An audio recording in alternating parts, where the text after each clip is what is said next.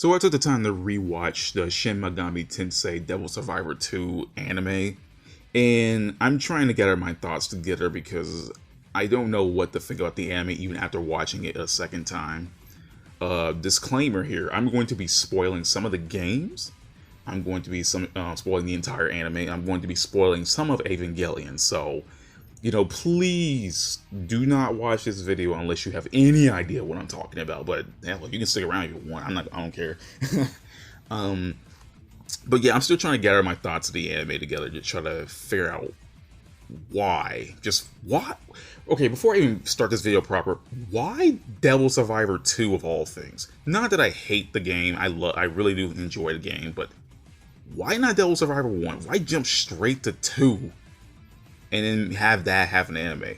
I mean, I know the game was pretty successful, and I know that much, but I don't think Devil Survivor 2 even warranted an anime, especially when people, more of a was a community thing, like a fandom thing. People like Devil Survivor 1 more from a story standpoint. I don't know, but hell, what the hell you want from me? I mean, hell, shows can get manga all the time, I guess. Everything can get an anime, I guess. I'm still confused why Devil Survivor wanted to get an anime, but whatever. Anyway, so Devil Survivor 2 is actually this anime adaptation of the original Devil Survivor 2. And it came out around 2013, and it was animated by Studio Bridge. I think they're just called Bridge, not called Studio Bridge. But they were pretty much, it was a company that was originally created from people from Sunrise. If you don't know who Sunrise is, there are people who do literally every Gundam goddamn series. So there you go.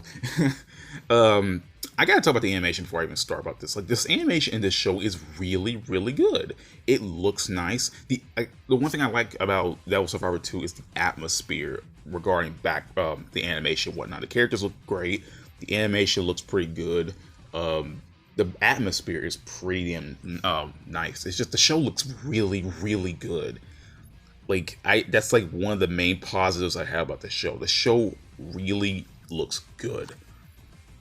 But here's one of the negatives I have. So I took the time to watch the show in dubbed. I'm a dub watcher, so I wasn't gonna watch it in sub. Plus, my pictures would have a ton of subtitles over it, and I just didn't feel like dealing with that hassle. So I watched the show in the English version, and I don't know how you can get every dub of a character wrong, but here we go. See, the dub is not good.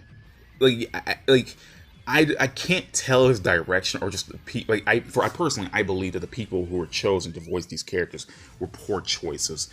There was one character, actually not even one character. There was like a couple of characters I felt like their voices really fit the character. Fumi Kano, her voice, Shelly Colleen Black actually fit her voice actress. Actually, let me just go through every voice actor, so I'll give you an idea of how these people are. If you recognize any of them, please tell me, because I hardly recognize any of them. I recognize like 3 of them, and that's from a comic got killed. Okay, so the main character Hibiki Kuze is voiced by Patrick Poole. Ionita is voiced by Jessica Boone. Daichi Shijima is voiced by Greg Arias. Yamato Hotsuin is voiced by John Gramillion. Makoto Sako is voiced by Amy Morris. Otome is voiced by Molly Searcy. Jungo is voiced by Tai Mahani, I can't pronounce that name. Irie is voiced by Cynthia Martinez.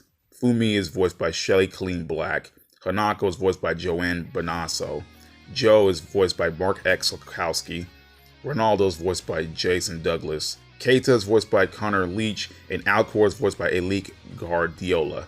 So, if anyone recognizes any of those voices, I couldn't blame you if you don't recognize them. If I want to remember, I think this dub was actually pegged by Sentai Filmworks. I think so. I think it was licensed by Sentai Filmworks, which is why all these voice actors sound really unfamiliar to me. I am not familiar with that many voice actors from Sentai Filmworks, and kind of sucks because I really want to know if there's more people here. But for this anime, I think it was a poor choice to cast these people. The only key people really fit was Otome and Fumi and Ronaldo. Those are the only voice actors out of this whole thing for these characters I really liked. Hibiki's voice actor really was not a good fit for him. he sounds way too bland for a voice actor. And you be saying, oh man, he's just a main character. Usually the main character, you have to blend his voice or some shit like that, but I don't believe that.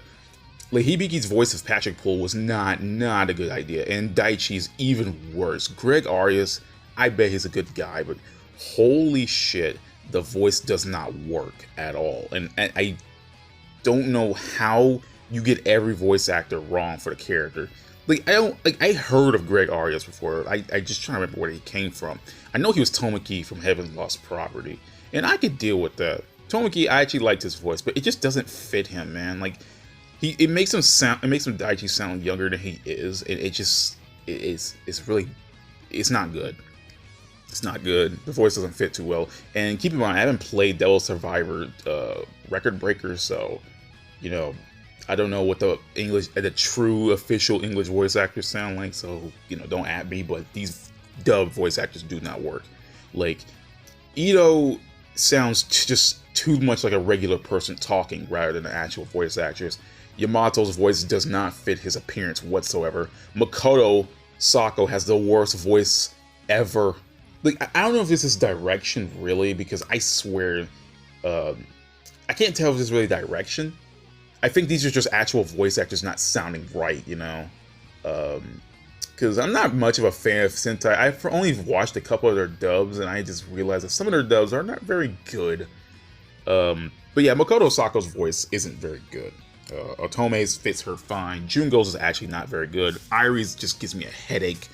Hanako's is actually fine. I don't have complaints about Hanako's. Her voice sounds her pretty well. Joe sounds pretty bland. Ronaldo sounds really good. Keita's annoying as hell. And Alcor just sounds like a black dude. I don't know if Alec Guardiola, or how you pronounce his name, I cannot remember to save my life. He sounds like a black man, and that bothers me.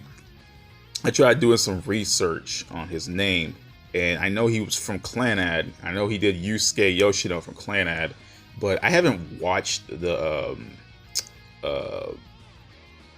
Guardiola, and I did more research, and then I learned that he was pretty much he was involved with a sexual assault of a child, and I was like, oh no, dude, no. Like, he was in a relationship with a 16-year-old student of his. And I didn't want to make it sound bum everything out, but the parents actually, the teen and her parents actually kind of insisted that the relationship was consensual, and they didn't really press charges. And I'm sitting there like, oh no, dude, no. And that happened around 2014. I can't remember. I think that the Devil Survivor anime was licensed around that time, so, you know, that's something to keep an eye about. I don't move on from that one. That bummed me out. But yeah, terrible dub. So let me get to the topic of it being an Evangelion clone. Everybody usually compares Devil Survivor to Evangelion, and, you know, playing the games originally, I could see it. But at the same time, I have enough evidence to really call it out and say, oh my god, this is Evangelion. Oh my god, it's like a Evangelion clone. The anime lays it on thick. And they really push the Evangelion influence a lot. Now, normally, I wouldn't have cared. You know, some references to a show, it's not a bad thing at all. I reference Evangelion all the time, the stories I write. But this one, they lay it on thick with the Evangelion references, especially when they kill off the Septemtrians, the main enemy, who are aliens, and they literally explode into rainbows because the angels explode into rainbows in a rebuild of Evangelion. And as I go further in this video, I will bring up more Evangelion references. So yeah, there's a bunch of them in here. Don't get me, there's a bunch. So the main premise of the episode is you get these students, and it's like basically one regular Sunday afternoon. Your main characters, Hibiki and Daichi, they receive these videos, these video death clips of them dying, and it's supposed to predict their deaths mere moments before they're actually, you know, actually get killed. And due to the demon summoning app that allows them to summon demons to protect themselves, they are allowed to protect themselves, and they meet a school. One of his classmates named Ionita, and the two pretty much, well, not the two, my bad, the trio kind of go out and realize that on the surface everything has been effed up. All like humanity started to collapse, bullshit started to go down, and it's like, oh man, what's happening? Society's collapsing. Well, it turns out not only there are demons roaming the streets, but there's giant aliens called Septentrians, and they each have a name. And then they have to freaking deal with that shit by using their demons in order to summon against the aliens in order to defeat them. And then they're seen by an organization called JPs, and they eventually just detain Hibiki and his friends and bringing them in. And then the leader Yamato, he pretty much wants their help in order to defeat the remaining Septentrians. And if they need to beat them within 7 days, or the world will be consumed by a massive void. So, yeah, that's pretty much the premise of Devil Survivor 2. But despite it sounding cool as hell, you're having demons fighting back these weird eldritch abomination of aliens. It's not good. Like, normally, okay, the anime itself follows tiny bit points of the games. But the thing about it is the anime has to kind of compress all this shit down to one manageable pile to try to understand it's not good, and they changed some things too, which is really stupid. So let's start with let's start with episode 3. You guys remember Keita, right? Again, I just really want to emphasize that you need to watch the anime or please play the games before I start talking about this shit, because trust me, I'm not gonna be the guy to come to when it's like, what the hell are you talking about? So Keita is a character introduced in episode 3. He's this rude character. He's pretty much a loner. He's just really trying to fight off the demons themselves. Now in the games he dies somewhat pretty early, but you can prevent his death.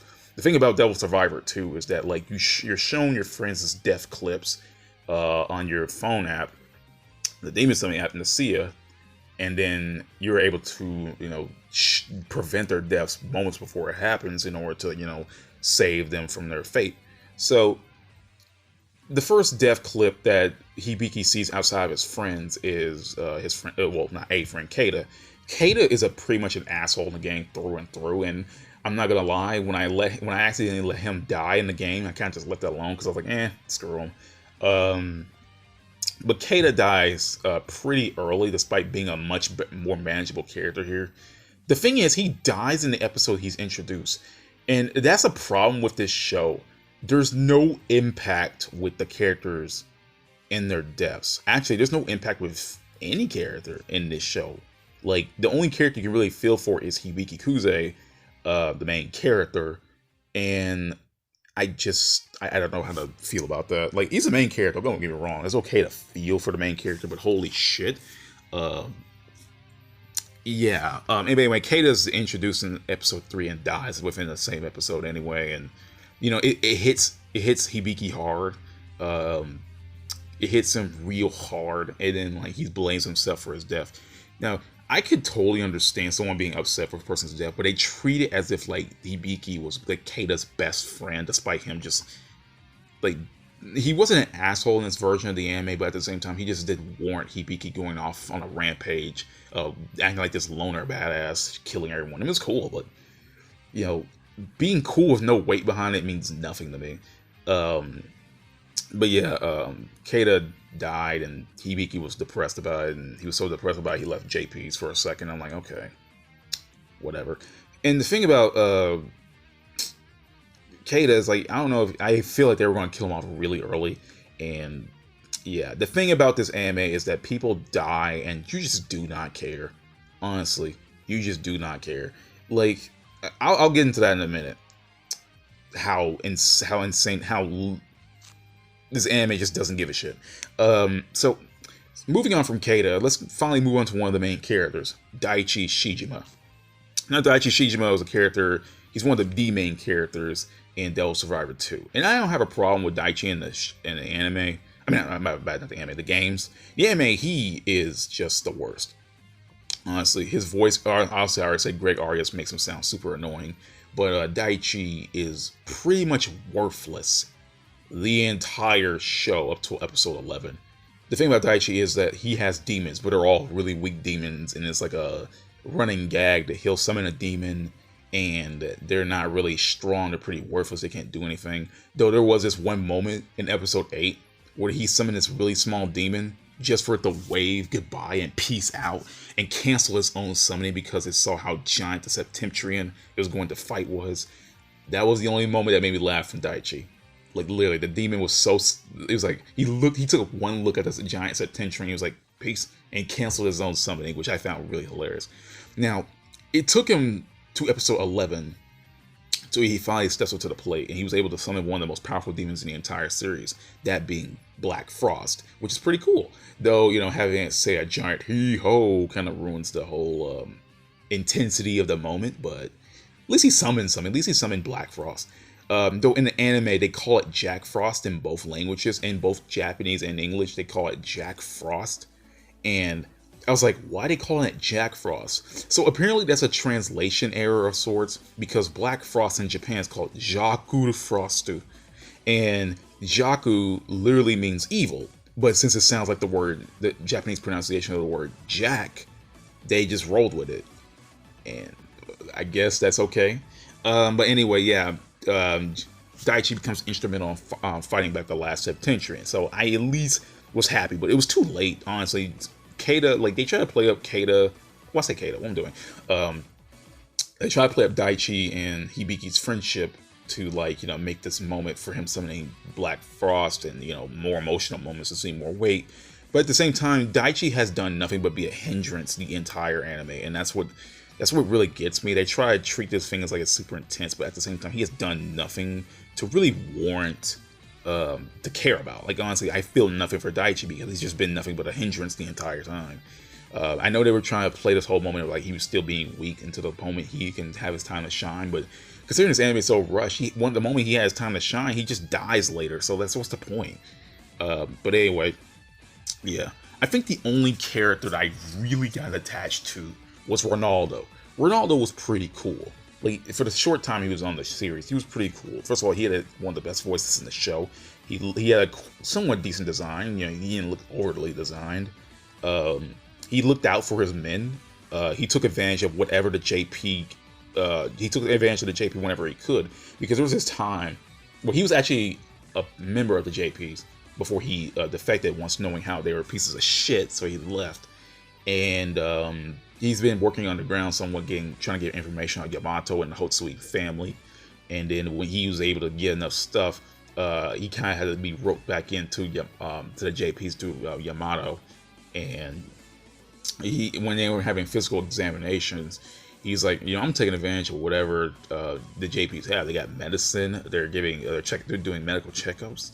So I might as well just take advantage of this. And I kind of like that. You know, Ronaldo didn't need to die the way he did, honestly. As I said before, everyone dies in this show, so I was sorry for saying that really early, but everyone freaking dies except like 2 characters in the entire series. And again, all I said before, their deaths mean nothing. But anyway, Ronaldo died in a shit way, but he was definitely right in telling Hibiki not to trust Yamato. Like, I feel like Ronaldo was right. Like, he was the only character that had really a good head on his shoulders in the entire show. Everyone did some dumb shit in this show, but like, Ronaldo was the only one who had his head on his shoulder. So moving on from Ronaldo, we have characters like Irie and Jungo. Irie and Jungo were pretty worthless when they were introduced. They were especially Jungo, and I actually liked Jungo in the games, but Irie was really, really annoying. And as I said before, her voice actress was Cynthia Martinez. Now, the only person I remember her being voiced was a woman named Maya Yamada from the anime Infinite Stratos. That is the only character that comes to my head, but Cynthia Martinez makes her sound so grating, dude. Like, she'll constantly squeal her voice, she's loud, like, I just don't like it, man. And I know damn well Irie is not supposed to sound like that. Irie is supposed to be is loud and annoying, but holy shit, they picked the most loud and annoying voice actress to voice her. I don't think that's other direction, but I guess, because she sounded fine as Maya Yamada, so I guess it has to be a direction. But anyway, yeah, Jungo's pretty worthless. He does nothing. I mean, he has protected Irie, but like a couple times before, but he's really worthless, and his character doesn't really leave much to be desired. He's like that he's like that deadpan character that'll agree to everything, and be snarky on some moments, but it doesn't work for him in this anime. It just makes him seem like a complete waste of time and like a complete bore. Like honestly, if you could take Jungo out of the anime and nothing really would change. But Irie, yeah, Irie was annoying as hell. Now she did manage to fight back one of the Septentrians, Megrez. She was able to summon this powerful demon to halt it, so long enough for Ronaldo, Hibiki, and Yamato to take it out on all three sides. They had to have this thing where they had to kill this Septentrian on all three sides, otherwise it would regenerate. And it reminded me of Evangelion, where there was this angel that split itself into two halves, and freaking Shinji and Rei had to beat it simultaneously. Not Rei, my bad. Shinji and Asuka had to beat it simultaneously, otherwise it would come back to life. Yeah, more Evangelion references. Woohoo! Anyway, yeah. Jungo and Irie really are worthless. At least Irie did something before she died in a really anticlimactic way. I'll get into how everyone died in a minute because I wanted to keep that for later. Actually, no, I can start with some characters now. So the way some of these characters die is really anticlimactic. So Joe, Ronaldo, and Otome, they die in episode 8 after they get killed by a last-minute attack from Megrez. See, the thing about this show is that everyone dies in like the shittiest way possible. Like, honestly, everybody dies. The deaths aren't even having no impact because you don't give a shit about the characters. And they always get killed by some last-minute bullshit or just some bullshit outright. For example, Joe, Ronaldo, and Otome, they beat the Septentrian. And then the Septentrian's down for the count. Yeah, we did it. We beat it. Then it just shoots off these attacks, right? They just shoots off these spike attacks from the spike, because it's a giant spike ball. And it shoots it and kills Joe, Ronaldo, and Otome. First of all, as for impact for this death, the only person I really cared about was Ronaldo, because he felt like a somewhat fully fleshed character. Joe didn't do anything, and Otome didn't have enough screen time. Actually, nobody had enough screen time. But yeah, Joe and Otome really just, I don't feel for them because they didn't matter. I mean, I think Otome really did matter because she was more of a helpful character and somewhat. At least she did something. Joe didn't do absolutely nothing at all. He just was there, which just makes me sad because he actually did shit in the games. I actually like Joe in the games, but they really effed him up here. And they give you one thing about his girlfriend being in the hospital, and that's it. You don't know anything about Joe other than he's a pervert because he tried to sneak in on the medical examination on the girl's side. So, yep. So, yeah. And then it was really garbage how they died because it was just like a last minute attack. After they killed the Septentrian, they just die afterwards, and that's really a waste of time. But yeah. Jungo and Irie also died in the same way. They get blown up by the last Septentrian, who's able to summon smaller versions of the very first Septentrian and just blow up and kill everyone. Yeah, they just die in a so anticlimactic way. Everybody has to run away from the Septentrians, and they just blow up. Like, honestly, it's really, really bad. Oh my god. But anyway, getting before all that.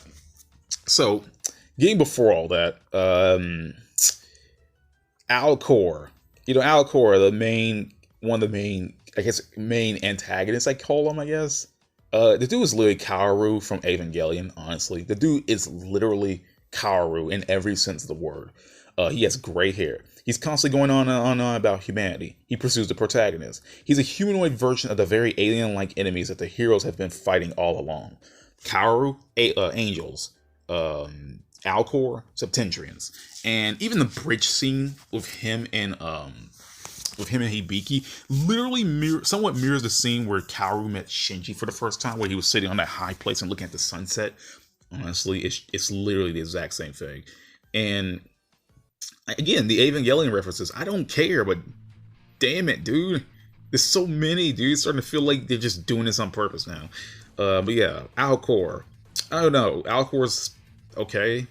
mean, he's a weird character. His design is weird as hell. His eyes still freak me out, which I think that's the point. They were supposed to freak me out. He's not really a person that really follows the human concepts. He kind of has to learn as he goes. He's starting to learn to like humanity and whatnot. I mean, him trying to grasp the human concept like walking was pretty funny to me due to his reactions. And I did like his banter between Hibiki and Daichi and Io. It was pretty funny to me. I got a chuckle for me. He's trying to learn humanity, but otherwise, he's okay. It's not the worst thing ever. I mean, he goes on and on way too much. Yeah, but I think the one thing I don't like about this anime is the fact that the characters just, like, Hibiki mostly talks too much, and yeah, that's coming from a guy who's been talking for 20 minutes so far. But yeah, Hibiki talks way too much, honestly. Like, hearing him trying to monologue, he monologues every chance he gets, man. Every time, dude. When he's thinking, he never shuts up. When he's talking, it's like always just keeps going and going. And it's, ugh. But anyway, after moving past all of that, so how do I describe this? Okay, so there's this thing, right? They have this giant Septentrian Aloth in space, right? He can fly above the atmosphere, and so they have to kill him through traditional means. Literally, it's the same thing as RL from Evangelion, because, they have this creature above the atmosphere, and they have to find this way of throwing a weapon out with enough force to kill it in the atmosphere. Freaking, they had Shiva throw its weapon right at the Septentrian high above the atmosphere. This is literally just how Ray threw the Lance of Longinus at RL. Like, this is literally... And, like, the thing about it is, at least with RL, it died instantly. Well, it died instantly after it got hit. In the anime, well, in this, the Septentrian, it had, like, a giant shell. And when it got struck down, the shell fell down. And he literally killed the whole city of people. And they have a dinner scene about it later where Yamato's all like, let me have a dinner scene. Let me have a dinner with all my comrades, even though I hate them so much. And then at the dinner scene, Fumi and Yamato were the only ones really eating. And they were and everyone else was bummed out because, of course, they were bummed out. A bunch of people died. And Yamato and Fumi didn't care. They just showed how little they cared because they were the ones who kept eating. And I don't know, I just find that dinner scene really funny and uncomfortable, but I really want to talk about Yamato, dude. I really want to talk about Yamato, but I want to say that near the end of the video. But yeah, Yamato and Fumi didn't give a shit. And then we get to episode 10, where, like, actually, we reached, like, near the end of the series, near the end where all the bullshit happens. Like, more bullshit than happened originally through the series. So, episode 10 of this show. It has Io being, well, I think not episode 10, my bad. Yeah, episode 10. It has Io being willingly sacrificed to a Septentrian, not Septentrian, my bad, a demon, and they can use this demon to kill the Septentrian. Now, unfortunately, this demon has a grudge against the Hotsui family. It hates it. So they're gonna have to use the demon and have the demon possess Io. So Io's now freaking flying around demon style. And then, for whatever reason, Hibiki is able to manifest this thing called the Dragon Stream. Now, the Dragon Stream is like this bunch of magical circuits that, when you combine together, is able to summon a legendary dragon of Japan.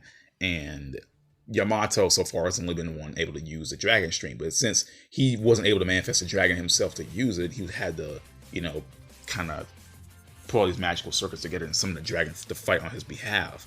Hibiki, for whatever reason, can just manifest the Dragon Stream. Now, obviously, explanation in the games, but there's nothing explaining why he could use the Dragon Stream here. And that just makes him even more broken than he was. I think the problem with one of Hibiki is just, like, he was already strong in the series. He already had one of the strongest demons, and now he just summoned another strong demon. Like, he had Byakko, which is one of the best demons in the show. Then he had Suzaku, which was one of the best demons in the show. Then he was able to manifest, goddamn, the Dragon Stream, which is already a very powerful thing that they needed. And granted, they only said they can use the Dragon Stream once, the dragon within the Dragon Stream. And freaking Hibiki can just manifest the dragon around his arm now, which is bullshit. And but when anyway, he was able to manifest the dragon stream in this episode. So now now he's fighting off Io, and then afterwards, after he beats her, they start talking about how they not love each other, but it's like oh no, you shouldn't have to be sad. You can't be like, you have to be happy and shit like that. She was crying like, I can't go back with you. You're all good. You're perfect and everything. And they started hugging each other in the end with the sad music going off in the background. And this scene literally looks like it's straight out of goddamn Eva. I'm not even kidding. Like, this one is even worse. Like, first of all, before all that even happened, Yamato, Io being possessed by a demon, right? And Yamato forced Hibiki to try to kill her. It pretty much just mimics Shinji having to fight back Toji, or Asuka, and rebuild after their Eva 03 was identified as a 13th angel. And this is what gets me. Like, it's just like, not even just that. Like, the Eva references are all over the place. Hell, freaking Yamato is just Gendo, but I'll get into that in a minute. But yeah, episode 10 just completely feels out of place, man. It throws on more Eva references than I thought it would have, and then at the end, they're all hugging, floating in this white space, like everything's okay. And literally, this is just the goddamn end of Eva 2.0, because Shinji had to go save Rei after she went all angel mode, and then he had to freaking break the boundaries of goddamn reality itself in order to save her and hug her at the end and tell her not to be all sad and shit. That's literally Eva 2.0. You can mirror these scenes side by side and show you. I'm not gonna do it myself because I'm just talking over a bunch of still images, but holy shit, dude, it's just Eva 2.0. What the hell? And then it's just Eva 2.0, dude. Like, honestly, it's just I'm tired of like referencing Eva, but it's just that, it's Eva. But anyway, moving past that. So we finally get to episode 11, right? We get to episode 11, Irie, Hanako, Jungo, Daichi, and Io finally introduce themselves to each other. And it's all happy and good until they get their death clips, and then sad shit happens. Speaking of Hanako, I haven't really mentioned her this entire time. They freaking fake out her death in, I think, like, episode 3, but then she comes back for the rest of the series, and I'm like, okay, maybe they're not going to pull that shit, but then they literally just kill Hanako later by blowing her up, which pisses me off.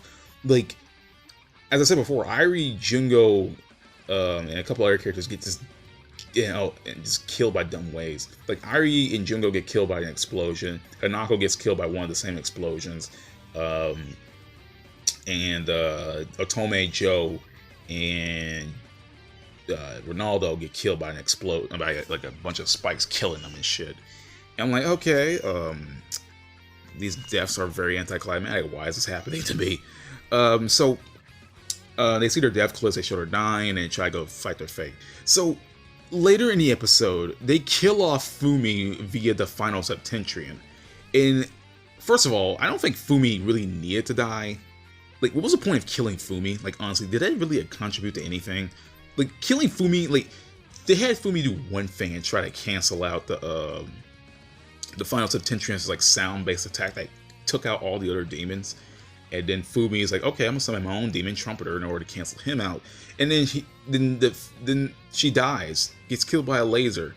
First of all, I just don't know why Fumi was out in the open, considering they made a big deal about having Fumi like out of harm within the lab. Now she's out and about, and now they freaking got her killed and shit. I'm like, okay, what was the point? Like, what was the point of killing Fumi? Okay, here's what I gotta think about. So the death clips, right? They foreshadow a person's death, right? You can avoid your death. You can avoid the death if you've seen it, and you can get to the location in time in order to prevent the death, right? I call bullshit on those death clips at the last minute, because no one has ever gotten a death clip last minute like that. Normally, you see it like prior, and then you have enough time to avoid it, right? The death clip will give you enough time to go prevent your friend's death, right? This death clip came last minute, so there was no way in hell that Fumi was going to survive that. So I call bullshit on it. It just ruined the quote-unquote mechanics of the death clips just to kill Fumi off. And I call bullshit on it. Automatic bullshit. So her death was pretty weak. Like it was weak as hell though. Like, honestly. Ugh. And then don't even get me started on the other characters' deaths. Like, this is the same episode that kills Hanako, Irie, and Jungo via an explosion. So they killed 4 people at once. Like, just for the hell of it. Like, this in these very weak ways. And then we get to episode 12. Makoto dies. And she died. Okay, so she pulls off that, oh, I'm loyal. I'm super loyal to Yamato. If I had nothing before Yamato, came into my life. First of all, they really didn't lay it on thick. They only gave like a passing mention of her, like, couldn't do athletics for whatever reason. They didn't explain why she couldn't do athletics anymore. She just said she couldn't anymore. So they had Makoto get killed. Like, she just throws herself in front of Yamato, and then like Yamato having a battle with Alcor, and freaking she just throws herself in the middle of the attack and gets killed for no reason whatsoever. And I'm sitting there like, what was the point of that? Like, what was the point of killing her off at the last minute like that? Because they could have. That's why. And like, her death was weird. In the dub version, after she got like her Alcor weapons pulled out of her and killed, she was like, oh, and then dies. Her death was shit, dude.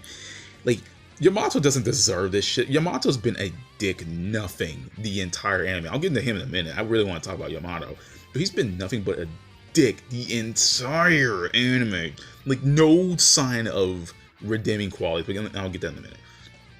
But yeah, Makoto's just been dumb this entire time. And her voice automatically, for me personally, is one of the worst. Her voice is terrible. This ain't direction this time. Her voice was actually garbage. I will fight that to the very end.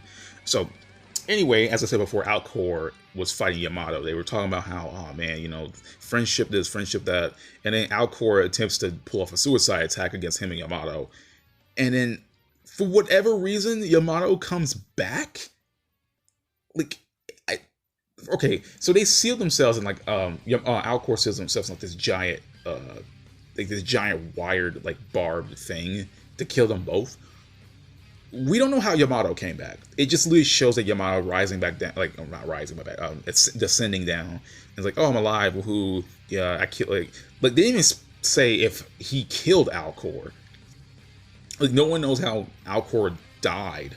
Literally, it just literally cuts from one scene to that, and Yamato's back.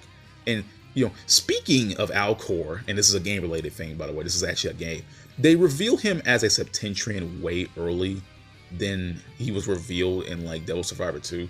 I think like he was revealed as a Septentrian like super early, like I think like episode 4 and like 4 or 5, and then like you don't hear about Alcor being a Septentrian until like the final episode, like not final, so my bad, final parts of the game. So yeah, Yamato just cheated death for however he did it. So during episode 12, Io and Daichi get eaten by the Void. And on top of that, they lose their memories as they die. So yeah, it's a kick in the teeth about that. So goodbye Io, F Daichi, I guess, because Daichi finally got to do something cool with something Black Frost and then just dies. And then since the Void literally eats away everything in existence, it only leaves Yamato and Hibiki as the last two humans standing. So the whole point of killing the Septentrians, as I mentioned before, they're supposed to kill all the Septentrians before humanity gets consumed by the almighty Void, and they're supposed to prevent that. And when they do, they can finally meet this upper Septentrian called Polaris, and then Polaris is supposed to grant them their desire of, oh, we could rebuild the world, or we could just, we could rebuild the world how we want.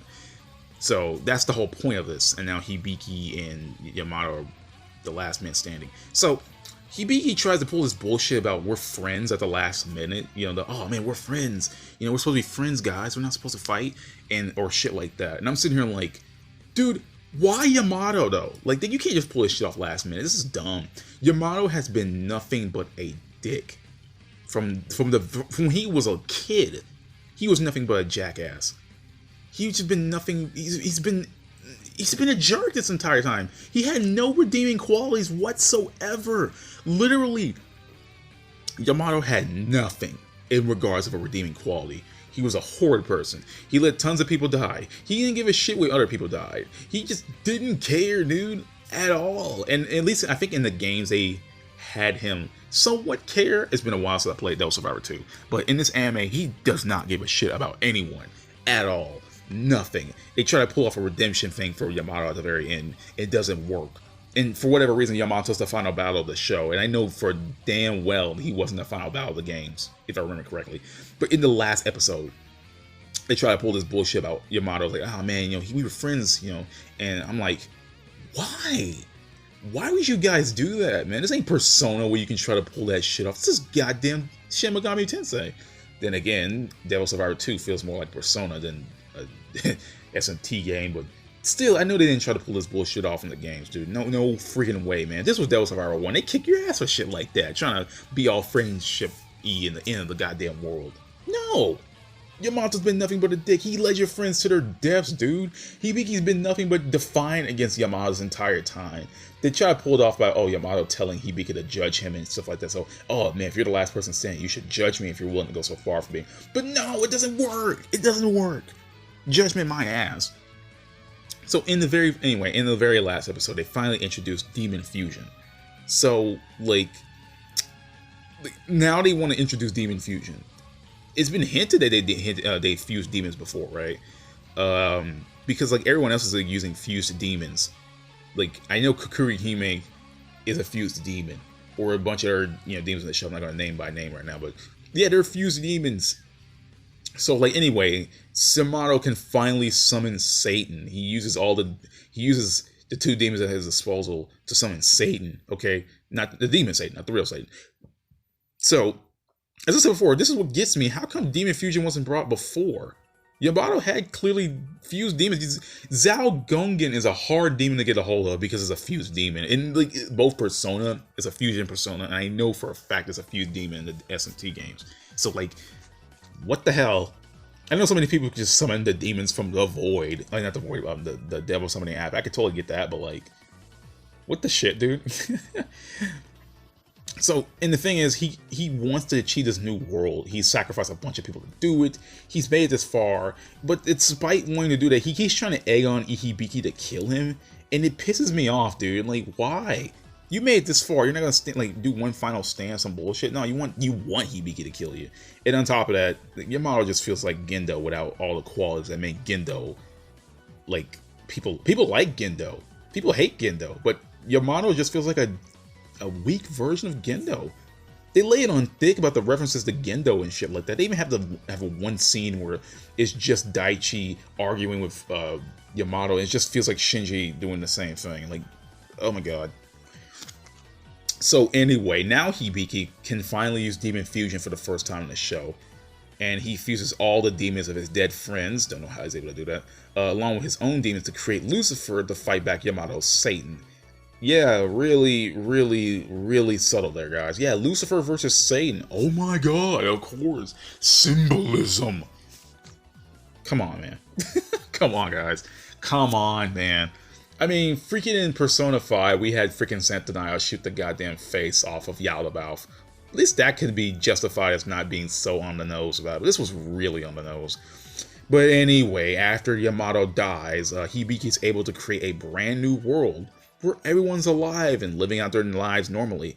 Though, okay, so the ending of this show, I know this is the triumphant ending from the games, but the ending of the show makes literally no sense, and it comes right out of nowhere. First of all, despite Polaris being talked up a lot, they never meet Polaris. You never see Polaris the entire series.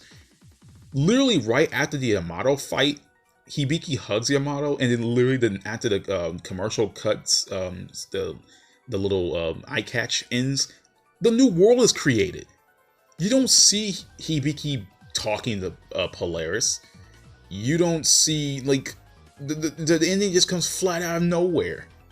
Right out of freaking nowhere. And I'm sitting here like, how the hell? What? Why?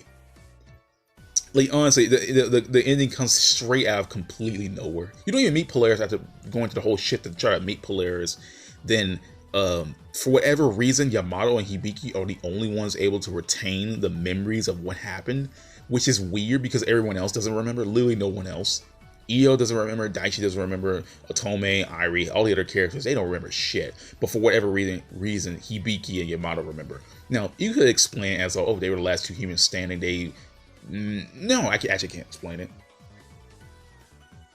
I can't explain it. The ending was really bad and really just, it wasn't good. Like, it tried to make it emotional about everyone living their lives, but I didn't give a shit about any of the characters. Like, honestly, this is my closing thoughts here. I didn't give a damn about any of the characters. Everyone's death was pointless, anticlimactic, and weak. Irie, Jungo, Fumi, Joe, Otome, Ronaldo, they got killed in the worst ways possible. Alcor gets killed by a suicide attack by Yamato, but yet Yamato lived somehow. Like, honestly, everyone's death was anticlimactic. Fumi, like, oh my god, everyone's death was so garbage. Okay, seriously, what was the point of killing Fumi? What was the point? What was the point of killing Jungo? He didn't accomplish anything. Joe died without doing anything. These characters get killed far earlier than expected from their game counterparts, really. Because, like, they don't die till, like, super later.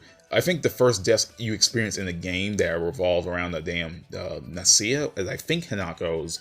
Chaos was first. Then Joe. No, let me rewind that back a bit. I think Fumi. I can't remember. I can't remember what their deaths were in order, but I know damn well they didn't die so early in the show. And they just didn't do anything. Irie got super annoying to me, right? And then she got no moment to shine. Like, people were supposed to care about her ass. You feel like characters like freaking Joe would have pulled off a cool ass move like that. No, freaking. And what for? So they can sneak a tiny bit of fan service. Are you shitting me, dude? Come on. Why? Why these deaths suck? Why is Hibiki able to use the dragon stream in the anime? No explanation what's so. At least you can explain Yamato doing it because, oh, maybe a Yamato family, the Hotsui family lineage or some bullshit.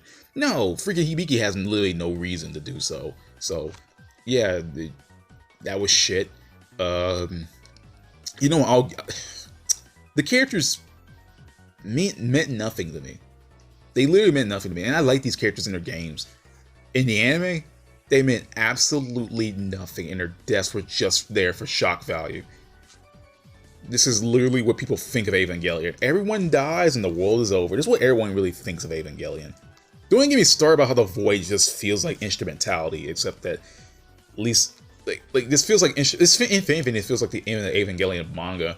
I mean, Shinji resets the world in the Evangelion manga after everyone freaking dies by combining the one in the goddamn, the primordial soup known as human instrumentality. This show wasn't good. The animation was good, the atmosphere was pretty good, and the OST was good, but as for the characters in the show and the story itself, lame, dude. Everything felt like it was just it was weird. Like, it wasn't the worst thing I've ever seen, but holy shit, this anime was not good, dude. If I can't even give a shit about the characters, then why even bother watching the anime? Like, so, like, nearly most of the cast were terrible. Like, Hibiki, they try to make Hibiki like this main, like this cool ass badass main character by giving him the best demons and having him do all the coolest shit. First of all, like, I feel like Hibiki was overexposed despite being, obviously he's the main character, but goddamn, he was just in everything. He was the main instrument responsible for killing most of the freaking Septentrians and some demons. And it just like, damn, just let everybody else in the dust. They gave Io some kind of moments to shine. She was only one of the few characters I didn't get annoyed of, except her voice was actually pretty terrible. Daichi got on my nerves. Yamato sucked. Makoto sucked. Otome was alright. Jungo sucked. Irie sucked. Fumi sucked. Hanako was okay. Joe sucked. Ronaldo was pretty okay. Keita sucked, and Alcor was pretty meh. That's it. That's it. That's it. That's honestly, that's it. That's it, dude. Oh my god. So how do I feel about Devil Survivor 2? It wasn't good. It wasn't good, dude. It was really bad. It wasn't super bad. At least it had some moments. But it didn't have any moments where I could just laugh at how stupid it was. It was kind of bland. It was pretty forgettable when you think about it. Like, I feel like the moment you watch it, you're going to forget it happened right afterwards. It was pretty forgettable, man. Especially from the games. Like, the Devil Survivor games stick with you. This didn't stick with me. Yeah, I think that's it. That's it. The Devil Survivor 2. I'm just gonna keep saying it. The dub was terrible, and why did this get an anime and Devil Survivor 1 didn't? I'm still complaining about that. What the hell? Why, Atlas? Why not Devil Survivor 1, you pieces of shit?